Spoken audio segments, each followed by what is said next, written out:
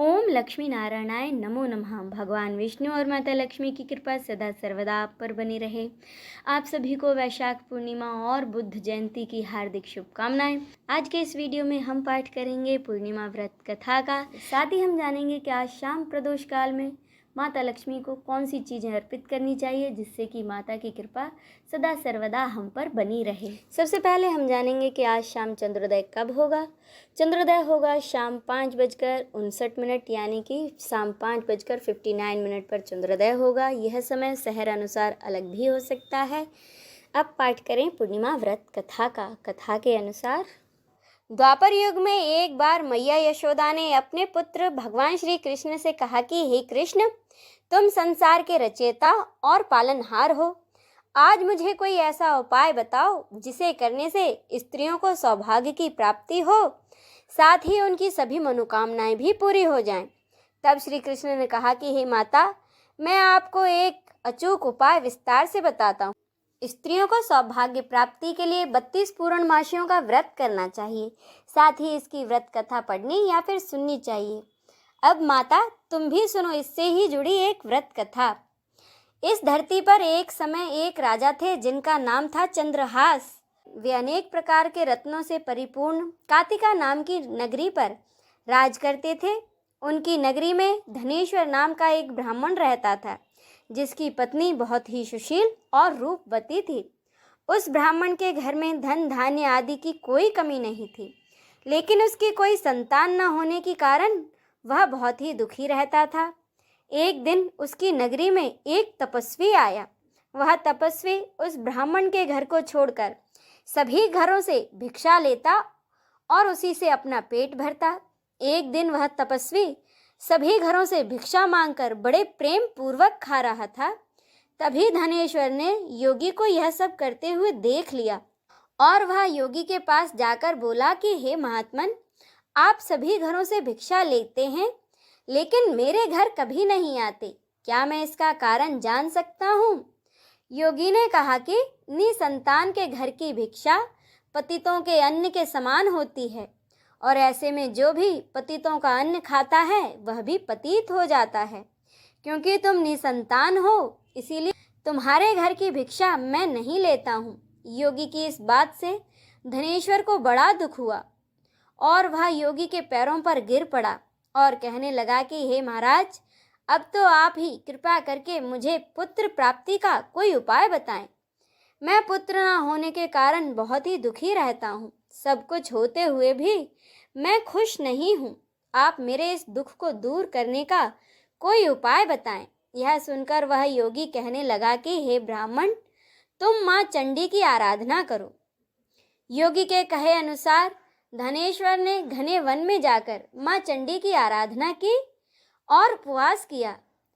माँ चंडी ने 16वें दिन धनेश्वर को सपने में आकर दर्शन दिए और कहा कि धनेश्वर, तेरे यहाँ पुत्र होगा, लेकिन वह 16 वर्ष की आयु तक ही जीवित रहेगा। लेकिन यदि तुम दोनों पति पत्नी 32 पूर्णमासियों का व्रत करोगे तो तुम्हारे पुत्र की आयु लंबी हो जाएगी।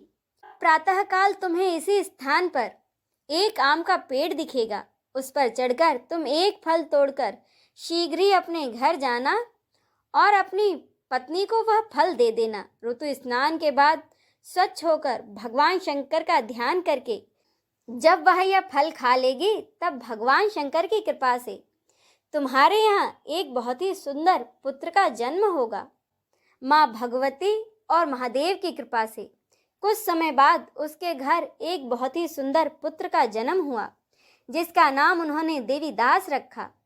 दुर्गा जी की आज्ञा के अनुसार उसकी माता ने 32 पूर्णमासियों का व्रत रखना शुरू कर दिया। 16वां वर्ष लगते ही देवीदास के माता पिता को चिंता सताने लगी कि कहीं उनके पुत्र को कुछ हो ना जाए। तभी धनेश्वर ने देवीदास के मामा को बुलाया और उससे कहा कि देवीदास को 1 साल के लिए काशी ले जाओ, वहाँ इसे विद्या पाठ कराओ और 1 साल बाद इसे वापस ले आना। इस तरह देवीदास एक घोड़े पर बैठकर अपने मामा के साथ काशी के लिए निकल पड़ा। धनेश्वर ने अपने पुत्र की दीर्घायु के लिए भगवती दुर्गा की आराधना और पूर्णमासियों का व्रत करना शुरू कर दिया। इस प्रकार 32 पूर्णमासियों का व्रत उसने पूरा किया। कुछ समय बाद मामा और भांजा किसी नगर में रात बिताने के लिए ठहरे हुए थे। उसी दिन उस गांव में एक ब्राह्मण की कन्या का विवाह होने वाला था। जिस धर्मशाला में वर और उसकी बारात ठहरी हुई थी, वहीं पर देवीदास और उसके मामा भी ठहरे हुए थे। संयोग से जब कन्या को तेल आदि चढ़ाकर मंडप में लाया गया, उसी समय वर को दौड़ा पड़ गया। तब वर के पिता की नज़र देवीदास पर पड़ी और उसने सोचा कि यह लड़का बिल्कुल मेरे बेटे जैसा ही सुंदर है। मैं क्यों ना इसके साथ ही उस कन्या का विवाह करा दूं और बाद में विवाह के अन्य कार्य अपने लड़के के साथ करा लूँगा। ऐसा सोचकर वर का पिता देवीदास के मामा के पास जाकर बोला कि तुम थोड़ी देर के लिए अपने भांजे को हमें दे दो। और उसने अपनी सारी योजना उन्हें बताई। तब लड़के के मामा ने कहा कि लग्न में जो कुछ भी मधुपर्क आदि कन्यादान के समय वर को मिले, वह सब हमें दे देना, तो ही मेरा भांजा इस बारात का दुल्हा बनेगा। वर के पिता ने उसकी बातें स्वीकार कर लीं और इस तरह से देवीदास का विवाह उस कन्या के साथ हो गया। अब देवीदास अपनी पत्नी के साथ भोजन न कर सका और अपने मन में सोचने लगा, न जाने यह कैसी स्त्री होगी। लड़के को ऐसा करना सही नहीं लगा और उसकी आंखों में आंसू आ गए। तब वधू ने पूछा, क्या बात है, आप इतने दुखी क्यों हैं? तब उसने सारी बातें अपनी पत्नी को बता दी। तब कन्या ने कहा, अब तो हमारी शादी हो गई है। देव, ब्राह्मण और अग्नि के सामने मैंने आपको अपना पति बनाया है, इसीलिए अब आप मेरे पति हैं। अब मैं आपकी पत्नी हूँ और सदा आपकी पत्नी ही रहूँगी, किसी अन्य की नहीं। तब देवीदास ने कहा, आप ऐसा मत करिए, क्योंकि मेरी आयु कम है। मेरे बाद आपकी क्या गति होगी, इन बातों पर जरूर विचार कर लें। परंतु वह कन्या दृढ़ निश्चय वाली थी। वह बोली, जो आपकी गति होगी वही मेरी गति होगी। इसके बाद देवीदास और उसकी पत्नी ने बड़े प्यार से भोजन किया और शेष रात्रि वे सोते रहे। प्रातःकाल देवीदास ने अपनी पत्नी को एक अंगूठी दी, एक रुमाल दिया और वह बोला कि हे प्रिय, इसे ले लो और संकेत समझकर स्थिर चित हो जाओ। यदि मैं जीवित रहा तो अवश्य वापस आऊँगा।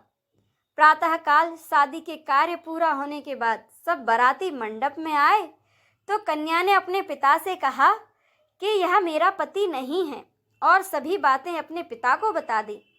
इस तरह से बारात बिना दुल्हन के ही वापस चली गई। अब देवीदास काशी चला गया। कुछ समय बाद काल से प्रेरित होकर एक सर्प रात्रि के समय देवीदास को डसने के लिए वहां पर आया, परंतु व्रत के प्रभाव से वह उसको काट ना सका, क्योंकि पहले ही उसकी माँ ने 32 पूर्णिमा का व्रत पूरा कर लिया था।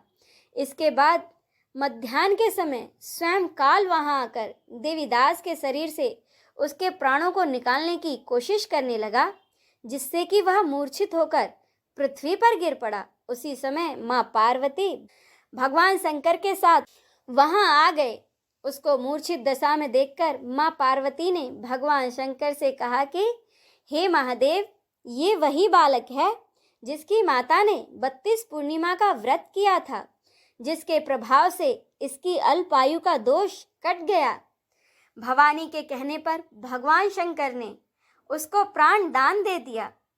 उधर उसकी स्त्री उसकी प्रतीक्षा कर रही थी। जब 16वां वर्ष व्यतीत हो गया तो देवीदास भी अपने मामा के साथ काशी से चल दिया और वह कुछ दिनों बाद अपनी पत्नी के घर पहुंच गया। तब लड़की के पिता ने उसे बहुत सारा धन देकर अपनी बेटी को उसके साथ विदा कर दिया। भगवान श्री कृष्ण कहने लगे कि मैया, इस प्रकार धनेश्वर द्वारा 32 पूर्णिमाओं का व्रत रखने से उसके पुत्र को लंबी आयु प्राप्त हुई। अतः जो भी स्त्रियां ये व्रत को करती हैं, वे जन्म जन्मांतर में वे धव्य का दुख नहीं भोगती और सदैव सौभाग्यवती रहती हैं। यह व्रत पुत्र पौत्र को देने वाला तथा संपूर्ण मनोकामनाओं को पूरा करने वाला माना गया है। वैशाख पूर्णिमा के दिन माता लक्ष्मी की पूजा का विधान है। इस दिन शाम के समय प्रदोष काल में माता लक्ष्मी की पूजा की जाती है। इस दिन धन की देवी की पूजा करने से घर में सुख, सौभाग्य और समृद्धि सदा बनी रहती है। तो ऐसे में वैशाख पूर्णिमा के दिन माता लक्ष्मी को ये चीज़ें जरूर अर्पित करें। इन चीज़ों को चढ़ाने से घर परिवार पर माता लक्ष्मी की कृपा बरसती है और घर में कभी भी धन धान्य की कमी नहीं होती है। वैशाख पूर्णिमा के दिन माता लक्ष्मी को बतासे का भोग लगाएं। माता को खीर अति प्रिय है, तो वैशाख पूर्णिमा के दिन मखाना या चावल की खीर बनाकर माता को जरूर अर्पित करें।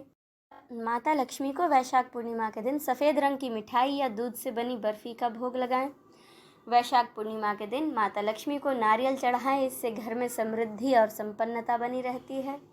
माता को कमल का फूल बहुत प्रिय है, इसीलिए इस दिन माता लक्ष्मी को कमल का फूल अवश्य अर्पित करें।